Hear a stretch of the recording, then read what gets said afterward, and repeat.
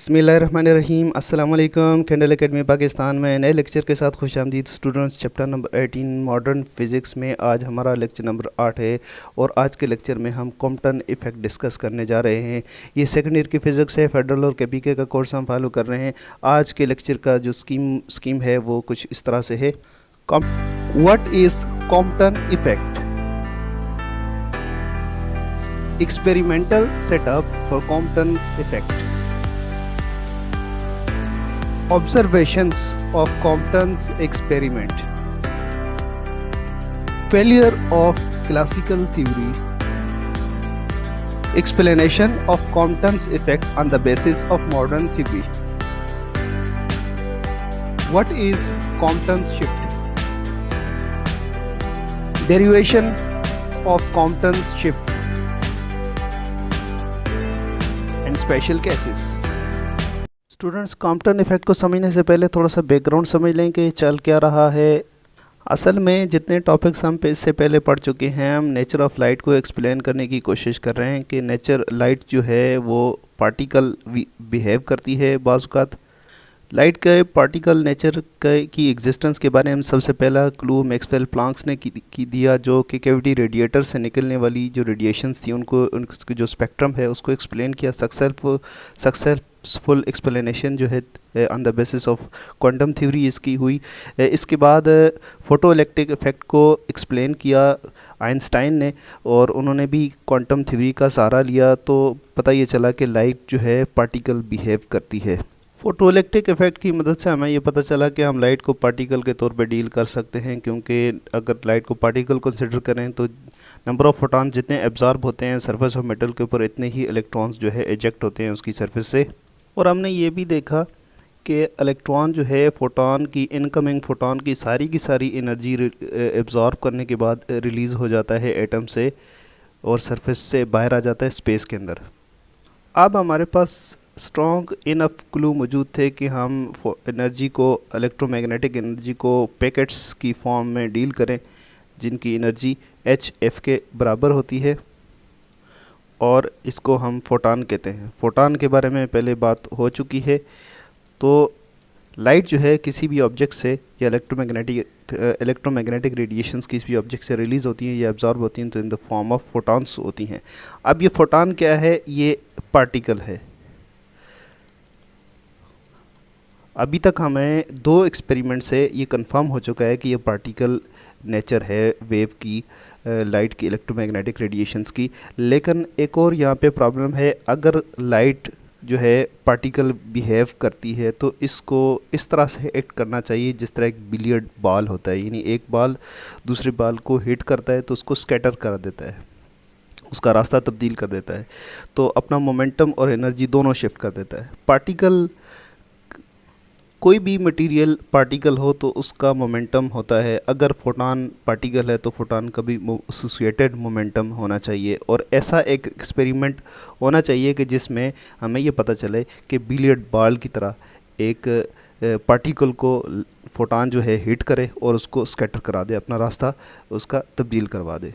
Students, 1923 में हॉली Compton ने एक ऐसा ही एक्सपेरिमेंट परफॉर्म किया जिसकी मदद से उन्होंने ये शो किया कि फोटॉन जो है उसका मोमेंटम मौजूद है, उसके अंदर मोमेंटम है मूविंग फोटॉन के अंदर। कॉम्पटन ने एक ग्रेफाइट के पीस के ऊपर एक्सरेस जो है एक्सरेस की बम्बार्डमेंट की, एक्सरे फोटॉन इसके ऊपर बम्बार्डमेंट की और ग्रेफाइट से टकराने के बाद जो फोटॉन थे वो एक दूसरी डायरेक्शन में कुछ एंगल बनाते हुए स्कैटर हो गए। इस एंगल को हम थीटा कहते हैं और यहाँ पे एक डिटेक्टर लगा हुआ है जो डिटेक्ट कर रहा है फोटॉन को। हुआ ये कि जो इंसिडेंट एक्सरेस थी उनका लैम्डा जो था, वो फ़र्ज़ करें कि उनका लैम्डा, अगर उनकी जो वेवलेंथ है वो लैम्डा है, तो स्कैटर्ड जो फोटॉन था एक्सरे का उसकी जो वेवलेंथ थी लैम्डा प्राइम थी और lambda prime was greater than lambda, यानी वो जो इंसिडेंट फोटॉन थे उनकी वेवलेंथ कम थी और जो स्कैटर्ड फोटॉन थे उनकी वेवलेंथ ज़्यादा थी। इस तस्वीर की मदद से आप अच्छे से समझ सकते हैं कि ये इंसिडेंट फोटॉन है जो एक्सरे का फोटॉन है, इसके ऊपर टारगेट इलेक्ट्रॉन्स के ऊपर टारगेट किया। ये रेस्ट इलेक्ट्रॉन कंसिडर किया गया है। Actually most loosely bound electron graphite का रेस्ट इलेक्ट्रॉन कंसिडर कर सकते हैं, रेस्ट इलेक्ट्रॉन मॉडल कर सकते हैं। तो ये फ्री इलेक्ट्रॉन है जो ग्रेफाइट के अंदर है, तो इसको हम रेस्ट पे कंसिडर करते हैं। तो इसके ऊपर जब फोटान जो फायर करते हैं एक्स रेज़ का, तो उसकी फ्रिक्वेंसी ये देखें, ज़्यादा फ्रिक्वेंसी जब स्कैटर होता है तो उसकी यहाँ पे फ्रिक्वेंसी शो हुई है कि ये फ्रिक्वेंसी जो है उसकी कम हो गई है और वेवलेंथ बढ़ गई है। यहाँ वेवलेंथ कम थी, यहाँ वेवलेंथ ज़्यादा हो गई है, यहाँ फ्रिक्वेंसी ज़्यादा थी, यहाँ फ्रिक्वेंसी कम हो चुकी है। इलेक्ट्रॉन जो है रिकॉयल हो चुका है, इलेक्ट्रॉन दूसरी डायरेक्शन में मूव कर चुका है, जिस बिल्कुल इसी तरह जिस तरह बिलियर्ड बॉल होती है। ये साथ में आपको एनिमेशन भी नज़र आ रहा होगा कि एक एटम के अंदर फोटॉन जो है टकराता है most loosely bound electron outer most electron के साथ, और उसके बाद जो फोटॉन है वो डिफरेंट डायरेक्शन में चला जाता है और इलेक्ट्रॉन दूसरी डायरेक्शन में रिकॉयल हो जाता है। तो फोटॉन का किसी इलेक्ट्रॉन से टकराकर स्कैटर होना और अपनी फ्रिक्वेंसी कम कर देना या वेवलेंथ बढ़ा देना, ये बहुत बड़ा क्लू था पार्टिकल नेचर होने का। क्योंकि कोई भी वेव अगर किसी मटेरियल पार्टिकल से टकराती है तो उसकी फ्रिक्वेंसी पे कोई फ़र्क नहीं पड़ता, उसकी वेवलेंथ पे कोई फ़र्क नहीं पड़ता। तो अगर हम इसको कंटिन्यू वेव ही समझें, पार्टिकल ना समझें, तो जितनी फ्रिक्वेंसी से यहाँ पे फोटॉन टकराया था उसी फ्रिक्वेंसी से यहाँ से रिलीज़ होना चाहिए। ये तभी मुमकिन है कि फ़ोटॉन जो है पार्टिकल हो तो कुछ एनर्जी और मोमेंटम इसको ट्रांसफ़र कर देता है और कुछ एनर्जी मोमेंटम उसका बाकी बचता है जो इधर चला जाता है। यानी अब एनर्जी और मोमेंटम इसका कम हो चुके हैं और एनर्जी और मोमेंटम कुछ इसने इलेक्ट्रॉन को ट्रांसफ़र कर दिए जो इस तरफ निकल गया। अगर हम पार्टिकल इसको कंसिडर नहीं करेंगे तो इस एक्सपेरिमेंट की जो रिज़ल्ट्स हैं उसको हम एक्सप्लेन नहीं कर सकते। कॉम्पटन इफेक्ट को अगर हम लिखना चाहें तो लिख सकते हैं scattered X rays by a material have longer wavelength than incident X rays. तो एक्स रे जो स्कैटर हो रही है उनका जो लैम्डा है या वेवलेंथ है वो ज़्यादा होना जो है यही जो है कॉम्पटन इफ़ेक्ट है, और इसको पार्टिकल नेचर से ही एक्सप्लेन कर सकते हैं। कॉम्पटन एक्सपेरिमेंट की जो सेटअप है, एक्सपेरिमेंटल सेटअप है, उसकी ये एक स्कीमेटिक डायग्राम है जिसमें एक सोर्स से एक्स रेज फोटॉन यहाँ पे रिलीज़ किए गए हैं। ये थ्रू स्लिट ये ट्रेवल करते हैं तो एक बीम बन जाता है। ये बीम जो है आगे इस ग्रेफाइट के ऊपर स्ट्राइक किया हुआ है, जिससे स्ट्राइक करने के बाद ये रिफ्लेक्ट होते हैं, रिफ्लेक्ट होते हैं और एंगल थीटा के साथ यहाँ पे ये जाते हैं इस तरफ, और यहाँ पे आगे डिटेक्टर है जो डिटेक्ट कर देता है, और डिटेक्ट करने के साथ ही ये इसका लैम्डा यानी उसकी फ्रिक्वेंसी भी बता देता है, जिससे हम कंपेयर कर सकते हैं कि इतनी फ्रिक्वेंसी की का फोटॉन यहाँ से रिलीज़ हुआ था, जबकि अब जो है फ्रिक्वेंसी उसकी फोटॉन की कम हो चुकी है, यानी वेवलेंथ उसकी बढ़ चुकी है। तो इस ये जो ऑपरेटस है, ये जो डिटेक्टर है, इसको मूव कर सकते हैं ऐसे अलोंग दिस कर्व्ड पाथ, इस कर्वेचर के अक्रॉस हम इस तरह से मूव कर सकते हैं, ऐसे होता है। तो एग्जैक्टली उसका एक्सपेरिमेंटल सेटअप की तस्वीर भी हम लगा देते हैं। ये सीजियम सोर्स है, सीजियम 137, जिससे एक्स रेज रिलीज़ हो रही हैं, और एक्स रेज जो है ना इस रॉड के ऊपर पड़ रही हैं, ग्रेफाइट रॉड है, और इससे टकराने के बाद जब वो रिपशेट होती हैं, स्कैटर्ड होती हैं, तो आगे ये कोलीमीटर है जो कि एक डिटेक्टर है, ये इसको पढ़ लेता है। इसकी साथ ही हमें इसकी जो वेवलेंथ है उसका भी पता चल जाता है। तो यहाँ से रिसीव होने के बाद हमें इसको कंपेयर कर सकते हैं इंसिडेंट फोटॉन के साथ। इस फोटॉन का वेवलेंथ हम कंपेयर करते हैं तो वो डिफरेंट आता है। दूसरी बात ये कि आप देख सकते हैं कि इसको हम इस पाथ के ऊपर मूव कर सकते हैं, तो इसको जैसे हम मूव करते हैं तो यहाँ से हमें एंगल भी मिल जाता है कि फोटॉन किस एंगल पे स्कैटर हुआ है। जो थीटा है, ये थीटा हम फाइंड कैसे कर सकते हैं इस एक्सपेरिमेंटल सेटअप से। तो यहाँ हमें इस एक्सपेरिमेंटल सेटअप से दो चीज़ें मिलती हैं। एक तो स्कैटर्ड फोटॉन जो है उसका एंगल हमें मिल जाता है थीटा, और दूसरा हमें यहाँ से वेवलेंथ मिल जाती है लैम्डा प्राइम। तो लैम्डा प्राइम यहाँ से इसकी रीडिंग से आती है, और बाकी इसकी मूवमेंट से जो इसका एंगल है वो हम नोट कर लेते हैं। इस एक्सपेरिमेंट की ऑब्जर्वेशंस क्या हैं उनको पॉइंट की सूरत में हमने यहाँ पे लिखा हुआ है। Number 1, wavelength of incident ray जो है लैम्डा है, जो हम इसके ऊपर स्ट्राइक करवा रहे हैं, ये हमें ऑलरेडी नॉन है। और wavelength of the scattered X ray lambda prime है, ये इसकी जो वेवलेंथ है लैम्डा प्राइम है जो स्कैटर्ड एक्स रे फोटॉन है। तो ये हमें एक्सपेरिमेंटल सेटअप से पता चलता है, डिटेक्टर से हमें इसकी रीडिंग आ रही होती है। दूसरी बात कि जो शिफ्ट है यहाँ पे, यानी लेमडा माइनस लेमडा प्राइम अगर करते हैं, ये कुछ इस तरह से कि लेमडा प्राइम माइनस लेमडा होगा। लेमडा प्राइम चूँकि ज़्यादा है इसका लेमडा, तो इसमें से माइनस करें, अगर रिवर्स कर देंगे तो आंसर नेगेटिव में आएगा और कोई फ़र्क नहीं है। बट इनका जो लेमडा का जो डिफरेंस है, ये वेवलेंथ का जो डिफरेंस है वो आ रहा है, जिससे हमें पता चलता है कि जो है वेवलेंथ जो है चेंज हो चुकी है और lambda prime is greater than lambda, यानी इंसिडेंट फोटॉन का जो लेमडा था वेवलेंथ थी वो कम थी, और जो स्कैटर्ड फोटॉन था उसका जो उसकी जो वेवलेंथ है उसका जो लेमडा है वेवलेंथ है वो ज़्यादा है। Scattering angle of X ray photon जो है वो थीटा है। पहले हमने गलती से फाइव लिख दिया था, लेकिन बुक में जिस तरह लिखा हुआ हम उसको फॉलो करेंगे। तो याद रखिएगा कि आपने जो फार्मूले में पुट करना है वो एंगल एक्सरे फोटॉन का है, स्कैटर्ड फोटॉन का है। तो scattering angle of X ray photon जो है वो थीटा है, जब scattering angle of recoil electron है वो फाई है। अभी हम अब इस कोर्स में जो फोटॉन जो इलेक्ट्रॉन जो है रिकॉइल फोटॉन है, सॉरी रिकॉइल इलेक्ट्रॉन है, उसका एंगल और उसकी एनर्जी वगैरह कुछ भी हम डिस्कस नहीं करेंगे। हम सिर्फ इस एरिया तक महदूद रहेंगे, यानी फोटॉन स्कैटर्ड हुआ, फोटॉन की एनर्जी क्या है, फोटॉन का मोमेंटम क्या है और ये एंगल उसका क्या है। अब आते हैं क्लासिकल थ्योरी के फेलियर की तरफ। तो क्लासिकल थ्योरी के मुताबिक जो लाइट को कंटिन्यू वेव ही तस्वर किया जाता था, पार्टिकल नहीं। तो इसलिए जो डेल्टा लेमडा हमारे पास आता है एक्सपेरिमेंटल, जो डेल्टा लेमडा आता है चेंज इन लेमडा, जो एक्सपेरिमेंट के ज़रिए हम फाइंड करते हैं, इसको अगर हम क्लासिकल थ्योरी को यूज़ करें तो थ्योरेटिकली हम एक्सपेरिमेंटल जो डेल्टा लेमडा है इसको प्रूव नहीं कर सकते। हम किसी भी ऐसा फार्मूला हम डिवाइस नहीं कर सकते जिससे हमें जिसकी बेसिस किस पे हो, यानी क्लासिकल थ्योरी के ऊपर हो, और हम उस फार्मूले के अंदर जो है वेरिएबल्स पुट करें और डेल्टा लेमडा हमें मिल जाए और वो एक्चुअल यानी एक्सपेरिमेंटल रिजल्ट के एग्जैक्टली इक्वल आ जाए। तो ये इसका फेल्यूर है, क्लासिकल थ्योरी का फेल्यूर है। और इसको हम इस तरह से भी एक्सप्लेन कर सकते हैं कि वेव अगर देखा जाए तो किसी भी पार्टिकल के साथ वेव टकराती है तो उस पार्टिकल को ऊपर नीचे मूव करेगी या आगे पीछे मूव करेगी। अगर ट्रांसवर्स वेव हैं जिस तरह वाटर वेव्स हैं, तो उसके ऊपर अगर आप कोई मटेरियल रख देते हैं या कॉर्क रख देते हैं, तो एक कॉमन एग्जांपल है, तो ये कॉर्क ऊपर नीचे मूव करता है तो वेव मूव कर जाती है। ना तो इस वेव की फ्रिक्वेंसी चेंज होती है और ना ही इस पार्टिकल को वेव अपने साथ लेकर जाती है। अगर लॉन्गिट्यूडनल वेव जो है साउंड वेव देखे जाएँ तो साउंड वेव जब ट्रेवल करती हैं तो मटेरियल के जो पार्टिकल हैं वो आगे पीछे मूव करते हैं along the direction of wave. ये वेव की डायरेक्शन है और पार्टिकल की मूवमेंट जो है इसके अलोंग ही होती है, आगे पीछे होती है।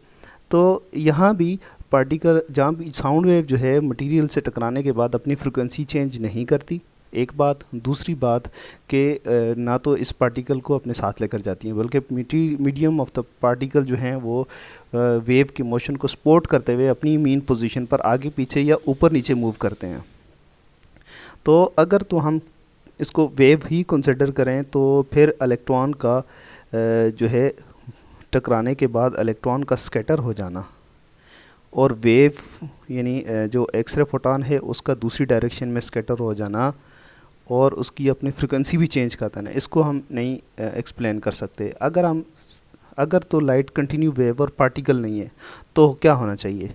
तो उस सूरत में यह होना चाहिए कि फोटॉन जो है इसको टकराएगा, यानी इलेक्ट्रोमैग्नेटिक रेडिएशन जो एक्स रेज से टकराने के बाद अगर यहाँ से निकलती हैं तो उनकी फ्रिक्वेंसी भी सेम रहनी चाहिए, डायरेक्शन भी चेंज नहीं होनी चाहिए, और दूसरा इलेक्ट्रॉन को भी अपनी जगह नहीं छोड़नी चाहिए।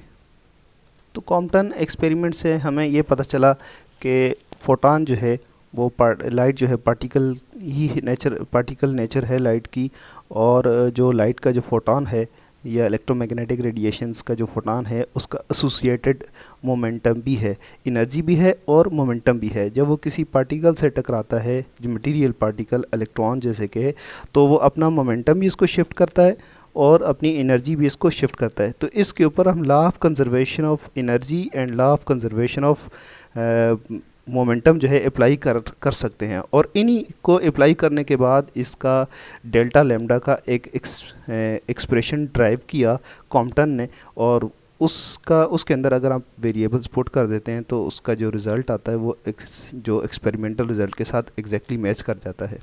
तो इस तरह से कॉम्पटन ने वेव वेव की नेचर को वेव की पार्टिकल नेचर को मज़ीद कंफर्म किया और स्ट्रॉन्ग एविडेंसेस के साथ, जिसकी वजह से इन्हें 1927 का नोबेल प्राइज़ दिया गया।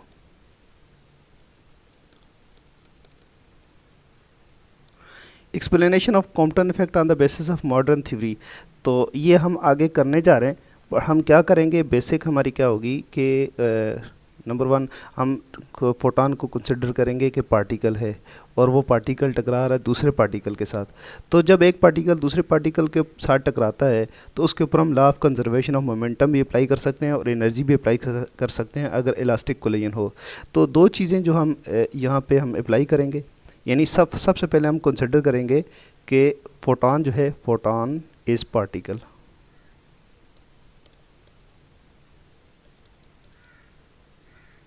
नंबर दो हम क्या करेंगे, जब फोटॉन को पार्टिकल कंसिडर किया है तो फोटॉन का और इलेक्ट्रॉन का कोलिजन जो है वो उसको हम दो पार्टिकल्स का कोलिजन कंसिडर करेंगे, जिस तरह के बिलियर्ड के दो बॉल्स हैं आपस में टकराते हैं। तो इसके ऊपर हम अप्लाई करेंगे law of conservation of energy,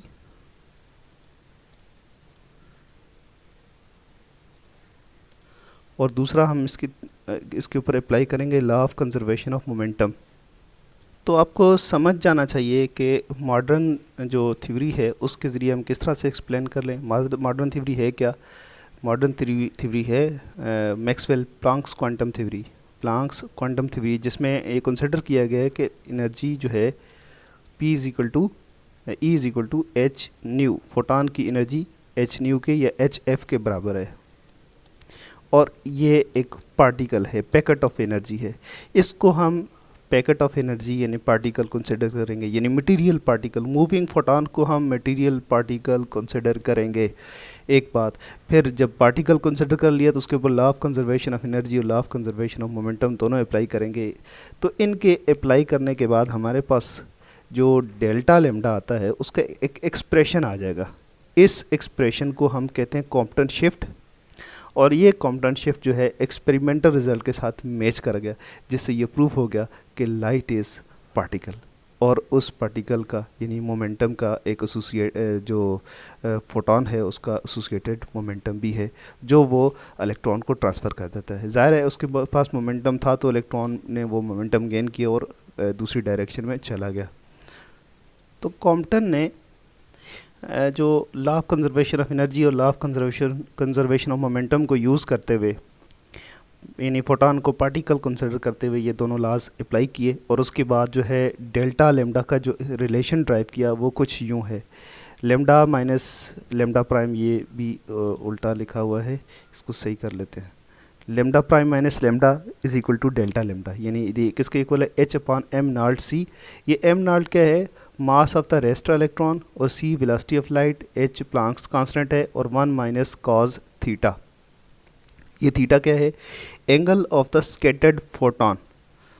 तो ये फार्मूला आपने याद रखना है, इसी के ऊपर एक न्यूमेरिकल्स भी होंगे, एग्ज़ाम में क्वेश्चन आ सकता है। ये थीटा और फाई आपस में एक्सचेंज हो सकते हैं, इससे कोई फ़र्क नहीं पड़ता। इवन यहाँ पे हो सकता है कि कुछ इस तरह से लिखा हो, तो आपने इस फार्मूले के अंदर ये जो एंगल है वो कौन सा पुट करना है, फोटॉन का एंगल पुट करना है। उसके साथ कुछ A B C D F कुछ भी लिखा हो तो वो वाला आपने पुट करना है। ऐसा नहीं कि आप थीटा जहन में रखें और थीटा जनाब वो इलेक्ट्रॉन का एंगल लिखा हो, तो फिर गलत हो जाएगा, क्योंकि ये दोनों एंगल डिफरेंट हो सकते हैं, तो आपका आंसर गलत आएगा इस तरीके से। तो delta lambda is equal to H upon M not C 1 minus cos theta. तो इसमें हम क्या पुट करेंगे, सिर्फ यानी थीटा पुट करेंगे। स्कैटर्ड फोटॉन जो है उसका एंगल कितना है वो एंगल पुट करेंगे, और उसके बाद हम पुट करेंगे क्या जी, Planck's constant, mass of electron और वेलोसिटी ऑफ लाइट। तो ये हमारे पास डेल्टा लेम्डा आ जाएगा। इसके बाद हम इसको कंपेयर करेंगे एक्सपेरिमेंटल के साथ। जो एक्सपेरिमेंट में यहाँ पे जो डिटेक्टर यूज़ किया गया है वो डिटेक्टर आपको लेम्डा प्राइम देगा। लेम्डा आपको ऑलमोस्ट पता है, तो इनका आप डिफरेंस निकाल सकते हैं। डिफरेंस निकालेंगे और इसके साथ कंपेयर करेंगे तो एग्जैक्टली ये इक्वल ही आएगा एक दूसरे के। तो इस एक्सप्रेशन को, ये change in wavelength of the photon, X ray photon, इस वेवलेंथ को, चेंज इन वेवलेंथ को कहते हैं कॉम्पटन शिफ्ट।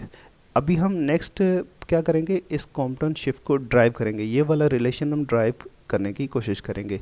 और उसी तरह ही करेंगे कि हम इसको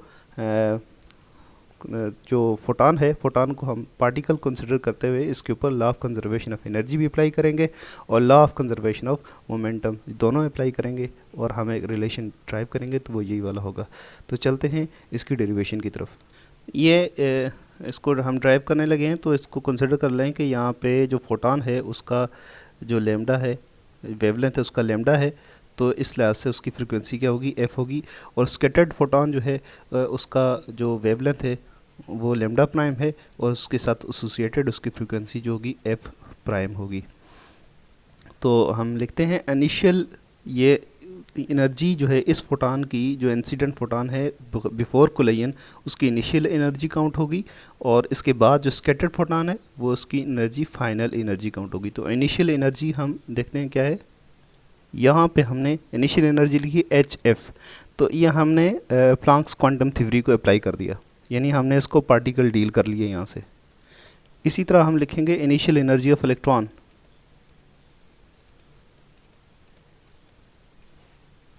तो ये रेस्ट इलेक्ट्रॉन है, रेस्टिंग इलेक्ट्रॉन है, उसकी एनर्जी है एम नॉट सी स्क्वेयर। तो ये उसी फार्मूले से E is equal to M C square, जिस तरह के हमने पहले बताया था, आइंस्टाइन्स की इक्वेशन, एनर्जी मास इंटरकन्वर्जेंस जो है। फाइनल एनर्जी फोटॉन की जो होगी एच एफ प्राइम होगी, और फाइनल एनर्जी जो है इलेक्ट्रॉन की होगी M C square, M C square. यहाँ एम क्या है, मूविंग मास है, इलेक्ट्रॉन का मूविंग मास कुछ और होगा, रेस्ट मास कुछ और होगा। रेस्ट मास जो इलेक्ट्रॉन का एम नॉट है, लाजा energy M not C square है, और मूविंग मास इलेक्ट्रॉन का हमने स्पेशल थ्योरी ऑफ रिलेटिविटी में डिटेल से पढ़ा हुआ है, तो ये होगा एम सी स्क्वेयर। और इसी तरह हम लिखेंगे initial momentum of photon, initial momentum of photon है एच एफ अपॉन सी, एफ जो है उसकी फ्रिक्वेंसी है और एच कांस्टेंट है, सी कांस्टेंट है, ये प्लैंक्स कांस्टेंट और velocity of light.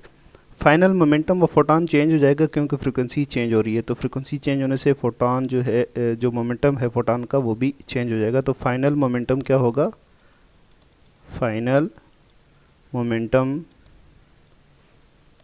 Of photon is equal to H F prime upon C. Frequency change होने से उसका फोटॉन का जो मोमेंटम है वो भी चेंज हो गया। अब देखते हैं इनिशियल मोमेंटम जो इलेक्ट्रॉन का वो क्या है। इलेक्ट्रॉन चूँकि रेस्ट पे है, तो रेस्ट किसी भी ऑब्जेक्ट, कोई भी ऑब्जेक्ट रेस्ट पे हो तो उसका मोमेंटम ज़ीरो होता है। तो इनिशियल मोमेंटम इलेक्ट्रॉन का ज़ीरो हुआ क्योंकि उसकी कोई वेलोसिटी नहीं है। तो initial momentum of electron is equal to M naught V, और ये ज़ीरो इसलिए है क्योंकि वेलोसिटी ज़ीरो है। फाइनल मोमेंटम इलेक्ट्रॉन का जो होगा वो एम वी होगा, क्योंकि अब electron with velocity of with certain velocity जो है मूव कर रहा है, क्योंकि वो स्कैटर्ड हो गया है किसी डायरेक्शन में। तो law of conservation of energy है कि एनर्जी तो सेम रहेगी, टोटल इनिशियल एनर्जी जो है वो बराबर होगी टोटल फाइनल एनर्जी के, क्योंकि एनर्जी क्रिएट नहीं की जा सकती, डिस्ट्रॉय भी नहीं की जा सकती, कन्वर्ट होती है। तो इसका मतलब एनर्जी, जितनी फोटॉन ने एनर्जी इलेक्ट्रॉन को दी है, इतनी उसके अंदर से इलेक्ट्रॉन की एनर्जी, फोटॉन की एनर्जी कम हो जाएगी। बट टोटल अगर हम करें तो बिफोर एंड आफ्टर कोलिजन जो है एनर्जी सेम होगी। तो इसको अगर हम अप्लाई करें तो टोटल इनिशियल एनर्जी हम किसकी लिखेंगे, फोटॉन की भी लिखेंगे और इलेक्ट्रॉन की भी लिखेंगे। फिर टोटल फाइनल एनर्जी हम फोटॉन की और इलेक्ट्रॉन दोनों की लिखेंगे, तो इक्वेट कर देंगे, हमारे पास एक इक्वेशन बन जाएगी। हमारे पास फोटॉन की इनिशियल एनर्जी क्या है, एच एफ है, एच एफ, और जबकि इलेक्ट्रॉन की इनिशियल एनर्जी हमारे पास क्या है, एम नॉट सी स्क्वेयर है। और ये किसके बराबर हो जाएगी, ये बराबर हो जाएगी एच एफ प्राइम, जो फोटॉन की फाइनल एनर्जी है, ये हमने ऊपर सारी लिखी हुई है, प्लस इलेक्ट्रॉन की जो फाइनल एनर्जी होगी वो एम सी स्क्वेयर होगी, एम सी स्क्वेयर। तो ये टोटल एनर्जी इनिशियल और टोटल एनर्जी फाइनल ये बराबर हैं। इससे हम एक इक्वेशन हमें मिल जाएगी, इसको थोड़ा सा अरेंज कर लेते हैं। H F minus H F prime is equal to M C square minus M not C square, यहाँ से अगर हम ये प्राइम है एच एफ प्राइम, तो एच को कांस्टेंट लें तो एफ माइनस एफ प्राइम, और यहाँ से अगर हम सी स्क्वेयर को कांस्टेंट लें तो एम माइनस एम नॉट।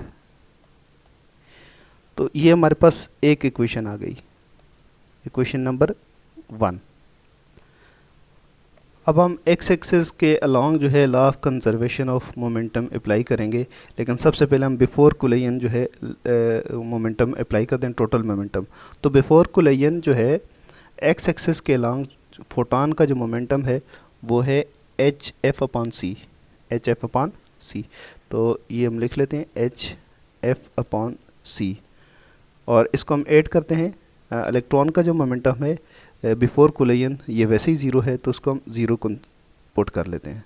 इसके बाद आफ्टर कुलेयन तो इलेक्ट्रॉन का मोमेंटम और इसका मोमेंटम एक्स एक्सिस के लॉन्ग यानी ये वाला कंपोनेंट जो थीटा के साथ कंपोनेंट होता है उसको हम कहते हैं बेस कंपोनेंट, एक्स एक्सिस है जी, ठीक है, दोनों का ये हम पुट कर लेते हैं। तो सबसे पहले हम इसका देखते हैं कि ये एच एफ अपॉन सी था, एच एफ अपॉन सी, और इसका मोमेंटम आफ्टर कुलेयन क्या है, एच एफ प्राइम अपॉन सी। तो इसका एक्स कंपोनेंट क्या होगा, इसको हम थीटा कंसिडर कर रहे हैं और इसको फाई कंसिडर कर रहे हैं, इसको दुरुस्त कर लें, सॉरी ये दोबारा हमने फाई कर दिया, ये इसको इस तरह से है कि ये है थीटा और ये है फाई। तो फोटोन का आफ्टर कुलेयन जो मोमेंटम है उसका एक्स कंपोनेंट क्या होगा, उसका एक्स कंपोनेंट होगा एच एफ प्राइम अपॉन सी और कॉस थीटा होगा, जबकि इलेक्ट्रॉन का जो मोमेंटम होगा वो एम वी होगा और उसका जो एंगल होगा कॉस, ये भी कॉस के साथ हम करेंगे लेकिन एंगल इसका फाई होगा, कॉस फाई। तो हमें एक और इक्वेशन मिल गई, वो क्या है, H F upon C is equal to H F prime upon C cos theta plus M V cos phi. ये हमारे पास इक्वेशन नंबर 2 हो गई। इसके बाद हम अप्लाई करेंगे law of conservation of momentum along Y axis. तो सबसे पहले आप ये देखें कि जो इंसिडेंट फोटोन है उसका वाई एक्सिस के अलोंग इनिशियल मोमेंटम क्या है, तो कुछ भी नहीं है, तो हम ज़ीरो इसको कंसिडर करेंगे। और दूसरा फोटोन का मोमेंटम वैसे ही ज़ीरो है, तो क्या एक्स एक्सिस वाई एक्सिस कुछ भी नहीं है इसका मोमेंटम, क्योंकि वेलोसिटी ज़ीरो है तो इसका हम ज़ीरो पर कंसिडर करेंगे, तो ये पुट कर लिया हमने। तो अब आफ्टर कुलेयन जो है फोटोन का जो मोमेंटम होगा वो क्या होगा, एच एफ प्राइम अपॉन सी साइन थीटा, जबकि इलेक्ट्रॉन का क्या होगा, एम वी साइन फाई। ये हमें एक और इक्वेशन मिल गई, तो इसको हम इस तरह से भी लिख सकते हैं, एच एफ प्राइम अपॉन सी साइन थीटा प्लस इलेक्ट्रॉन का मोमेंटम को हम पी ई लिख सकते हैं, दूसरी क्वेश्चन में भी इसमें भी लिख सकते हैं, बट आपकी मर्ज़ी है, sine phi is equal to zero. ये हमारे पास इक्वेशन आ गई, इक्वेशन नंबर 3। अब हमारे पास 3 इक्वेशंस आ गई हैं, इन तीनों इक्वेशंस को सॉल्व करना है और इसमें से एलिमिनेट करना है। क्या क्या एलिमिनेट करना है, इन इक्वेशन से हमें मोमेंटम ऑफ इलेक्ट्रॉन जो है ये एम वी, इसको भी एलिमिनेट कर देंगे और इसका जो एंगल है इसको भी एलिमिनेट कर देंगे। तो इसके बाद जो हमारे पास जो रिलेशन बनेगा वो हमारा रिलेशन होगा कॉम्पोनेंट शिफ्ट के बराबर आ जाएगा। ये इसकी जो कैलकुलेशन है वो हमारे एफएससी के स्कोप से बाहर है, आपकी बुक में भी नहीं लिखी और एवन ग्रेजुएशन में भी नहीं है, तो हम इसके ऊपर टाइम वेस्ट करने के बजाय इसकी जो है रिज़ल्ट लिख लेते हैं, और रिज़ल्ट इसका ज़्यादा इंपॉर्टेंट है तो उसको हम लिख लेते हैं। तो इक्वेशन 1, 2 और 3 को सॉल्व करने के बाद हमें क्या मिलेगा, ये इक्वेशन है, ये इक्वेशन हमें मिलेगी, तो ये 4th इक्वेशन होगी। तो आपने वहाँ तक तो इसको ड्राइव कर लेना है, ये 4th इक्वेशन आपने रटा ही मारनी होगी। इसको रट लें, ज़बानी याद कर लें, और अगर डेरिवेशन का आ जाता है सवाल तो उसमें आप ये स्टेटमेंट लिखने के बाद ये डायरेक्ट फोर्थ इक्वेशन लिख दें, आपके नंबर पूरे आएंगे, कोई नंबर माइनस नहीं होगा, क्योंकि आपके स्कोप में नहीं है, आपकी कोर्स में है ही नहीं। तो इसको आप थोड़ा सा सॉल्व कर सकते हैं। किस तरह से कि v किसके बराबर होता है, v is equal to F lambda, हमें पता है v किसके बराबर होगा, एफ लेमडा के बराबर होगा। यहाँ पे v क्या है, c, तो c is equal to F lambda, और यहाँ पे f किसके बराबर होगा, c पॉन लेमडा। तो c पॉन लेमडा अगर आप इसको पुट करेंगे तो ये इक्वेशन इस तरह से बन जाएगी, 1 अपान c अपॉन लेमडा प्राइम। इसको पहले सेट कर लेते हैं, पहले इसको इस तरफ ले आते हैं तो ये ज़्यादा बेहतर हो जाएगा। 1 upon F prime minus 1 upon F is equal to h upon M not C square into 1 minus cos theta. तो अब इसकी जगह हम पुट कर लेते हैं f is equal to C upon lambda. तो अगर f सी अपॉन लेमडा के बराबर हो तो f प्राइम किसके बराबर होगा, c अपॉन लेमडा प्राइम के बराबर होगा। तो 1 upon c upon lambda prime minus 1 upon c upon lambda is equal to ये लेमडा बन रहा था, h upon M not C square 1 minus cos theta. तो इस तरह से ये लेमडा प्राइम और लेमडा दोनों ये ऊपर चले जाएंगे। तो क्या होगा, lambda prime upon C minus lambda upon C is equal to h upon M not C square 1 minus cos theta, और इसमें आप 1 अपॉन सी कॉमन ले लें, तो 1 अपॉन सी कॉमन लिया तो क्या बना जी, lambda prime minus lambda prime minus lambda is equal to h upon M not C square और 1 माइनस कॉस थीटा। यहाँ से c एक इसके साथ कैंसिल हो जाएगा, तो ये बनेगा क्या, ये बनेगा lambda prime minus lambda is equal to h upon M not C into 1 minus cos theta. इसको हम लिख सकते हैं lambda prime minus lambda is equal to delta lambda. तो ये इक्वेशन आपके पास आ गई कॉम्पटन शिफ्ट की, h upon M not C 1 minus cos theta. तो ये है कॉम्पटन शिफ्ट। ये इक्वेशन आपको चेंज इन वेवलेंथ देती है, लेकिन ये जो थ्योरेटिकल डेरिवेशन थी ये एग्जैक्टली एक्सपेरिमेंटल जो रिज़ल्ट था उसके साथ मैच करेगी, जिसकी वजह से ये कंफर्म हो गया कि जो लाइट है इलेक्ट्रोमैग्नेटिक रेडिएशंस हैं वो पार्टिकल बिहेव करती हैं, जब किसी मटेरियल से टकराती हैं तो वहाँ पे अपना मोमेंटम भी ट्रांसफ़र करती हैं और एनर्जी भी ट्रांसफ़र करती हैं। क्योंकि अब इस इक्वेशन को ड्राइव करते हमने इसको पार्टिकल कंसिडर किया है, इसकी एनर्जी और मोमेंटम दोनों कंसिडर किया है। हमारे पास जो कॉम्पटन शिफ्ट आ रहा है उसका रिलेशन हमारे पास किस तरह है, delta lambda is equal to h upon M not C into 1 minus cos theta. इस डायग्राम को देखें तो ये फोटॉन जो स्कैटर हुआ है इसका एंगल जो थीटा है, यहाँ पे ये थीटा एंगल पुट करना है। उसके बाद आपने इसके अंदर कुछ भी नहीं पुट करना, बाकी चीज़ें कांस्टेंट हैं, यानी h प्लैंक्स कांस्टेंट है, मास ऑफ इलेक्ट्रॉन है और स्पीड ऑफ लाइट, ये सारी चीज़ें आपको नॉन है। तो आपने जस्ट इलेक्ट्रॉन जो फोटॉन का जो एंगल है, एंगल ऑफ स्कैटरिंग एंगल वो पुट करना है यहाँ पे। तो डेल्टा लेमडा आपके पास जो कॉम्पटन शिफ्ट है वो आपके पास सॉल्व हो जाएगा। तो अब सवाल ये पैदा होता है कि अगर ये डिफरेंट हो, यानी ये अगर 90 हो जाए, ये ज़ीरो हो जाए, यानी ज़ीरो का मतलब क्या है कि फोटॉन आपने स्ट्राइक किया और फोटॉन सीधा ही निकल गया, तो इस तरह से एंगल ज़ीरो होगा। हम बारी बारी एंगल चेंज करके इसको सॉल्व कर लेते हैं कि क्या फ़र्क पड़ता है। अगर फोटॉन आपने टकराया किसी इलेक्ट्रॉन के ऊपर और वो फोटॉन सीधा निकल गया, वो स्कैटर ही नहीं हुआ, तो इसका मतलब क्या होगा कि थीटा क्या है, ज़ीरो है। ये पॉसिबल है, ये हो सकता है। डेल्टा लेमडा उस सूरत में क्या आएगा आपके पास, यानी चेंज इन वेवलेंथ क्या होगा, H upon M not C 1 minus cos zero. Cos zero किसके बराबर होता है, कॉस ज़ीरो तो 1 होता है, तो डेल्टा लेमडा किसके बराबर होगा, एम नॉट सी, किसी वैल्यू को डालने की ज़रूरत नहीं है, 1 माइनस 1 आ जाएगा और ये ज़ीरो हो जाएगा। Delta lambda is equal to zero. इसका मतलब ये है कि अगर इलेक्ट्रॉन जो है फोटॉन जो है सीधा निकल जाता है टकराने के बाद, स्कैटर नहीं होता, तो उसकी वेवलेंथ के अंदर कोई शिफ्ट नहीं आएगा, वो उसी वेवलेंथ के साथ निकलेगा जिस वेवलेंथ के साथ उसके साथ टकराया था।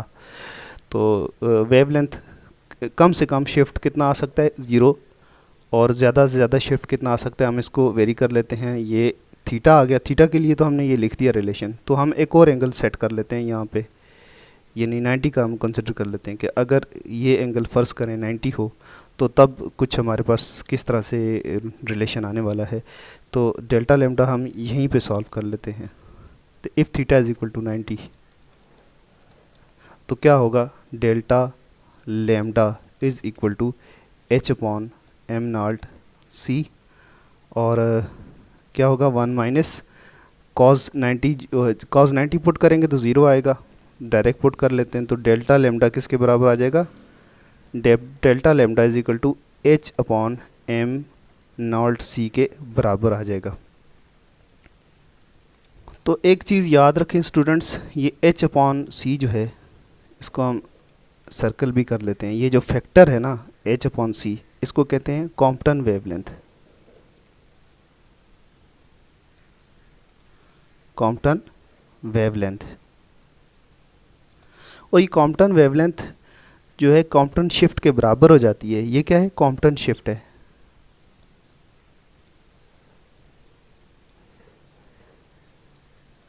Compton shift is equal to Compton wavelength कब, जब थीटा हो 90 डिग्री का। अगर क्वेश्चन आ जाता है, एमसीक्यूज आ जाता है कि कॉम्पटन वेवलेंथ कब कॉम्पटन शिफ्ट के बराबर होता है, तो आप उसमें ऑप्शंस लिखे हों, when theta is equal to 0 degree, theta is equal to 90 degree, theta is equal to 180 degree. तो आपने क्या पुट करना है, theta is equal to 90 degree. जब थीटा स्कैटरिंग एंगल जो है 90 डिग्री का होगा तो कॉम्पटन शिफ्ट और कॉम्पटन वेवलेंथ दोनों बराबर हो जाएंगे। और एक और इम्पॉर्टेंट बात कि एग्ज़ाम में एमसीक्यूज़ इस तरह भी आ सकते हैं कि कॉम्पटन जो वेवलेंथ है उसकी वैल्यू क्या है, तो ये सारे कांस्टेंट्स हैं, इसमें आप वैल्यूज़ पुट कर सकते हैं आप। ये हम आप पे छोड़ते हैं कि आपने पुट करने, हम डायरेक्ट लिख लेते हैं, एच के ऊपर डिवाइड कर दें, सी जो सी की वेलोसिटी ऑफ लाइट का आपको पता है, मास ऑफ इलेक्ट्रॉन भी पता है, तो आप पुट कर लें, प्लैंक्स कांस्टेंट के ऊपर डिवाइड करें, दोनों को मल्टीप्लाई करने के बाद तो आपके पास जो आंसर आने वाला है उसकी वैल्यू की 2.42 into 10 to power -12 metre, -12 metre. तो ये आपके पास आता, इसका जो डायमेंशन है, यूनिट है, मीटर है, ठीक है ना, ज़ाहिर है लेमडा जो है आपके पास मीटर में ही आएगा। तो 2.42 10 टू पावर -12 मीटर जो है ये है कॉम्पटन वेवलेंथ। और ये आपको कब मिलेगी, जब स्कैटरिंग एंगल 90 डिग्री का होगा। स्टूडेंट्स एक केस और डिस्कस कर लेते हैं, वो क्या कि अगर फोटॉन यहाँ से टकराता है, ऐसी सूरत हो सकती है बिल्कुल कि फोटॉन आप यहाँ से टकराएं किसी मटेरियल के साथ और वो टकराने के बाद उसी रास्ते पे वापस आ जाए, यूँ ऐसे वापस आ जाए, तो तब कॉम्पटन शिफ्ट क्या होगा, यानी उसकी वेवलेंथ के अंदर कितना चेंज आएगा। तो इसको हम देख लेते हैं, कुछ इतना ख़ास मुश्किल नहीं है। थीटा पुट करना है 180 डिग्री, तो डेल्टा लेमडा किसके बराबर होता है, H upon M not C into 1 minus cos theta के, जो कि अभी 180 डिग्री के बराबर होगा। तो ये होगा H upon M not C 1 -1, तो कॉस 180 डिग्री पुट करेंगे तो -1 आंसर आएगा। तो ये होगा डेल्टा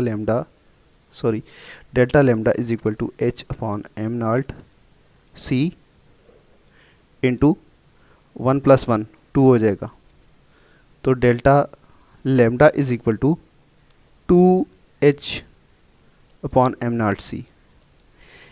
ये स्टूडेंट्स ये बातें जो हैं एमसीक्यूज़ के अतबार से बहुत इंपॉर्टेंट हैं। आप ये अगर आप यहाँ तक पहुँचे हैं, अब लेक्चर आपने स्किप नहीं किया तो ये नोट कर लें फिर कि मैक्सिमम जो कॉम्पटन शिफ्ट है ये कब होगा कि जब एंगल होगा आपका 180 डिग्री। अगर एक फोटान किसी मटेरियल से टकराता है तो उसकी जो वेवलेंथ चेंज हो जाती है, तो मैक्सिमम वेवलेंथ कितनी चेंज हो सकती है? वो twice of the Compton wavelength के बराबर शिफ्ट हो सकती है। ठीक है जी। तो मुख्तलिफ़ तरीक़ों से क्वेश्चन आ सकता है कि मैक्सिमम वेवलेंथ का शिफ्ट कितना आ सकता है? Twice of the Compton wavelength.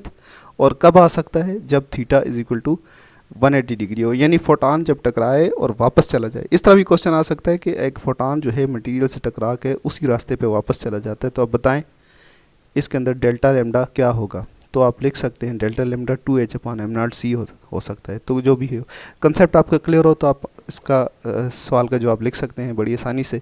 इसके साथ ही हमारा ये आज का लेक्चर भी ख़त्म हुआ और हमें इस एक्सपेरिमेंट से एक और स्ट्रॉन्ग क्लू मिल गया कि लाइट जो है, इलेक्ट्रोमैग्नेटिक रेडिएशन जो है, उनका पार्टिकल बिहेवियर भी एग्जिस्ट करता है, उनका एसोसिएटेड मोमेंटम भी है।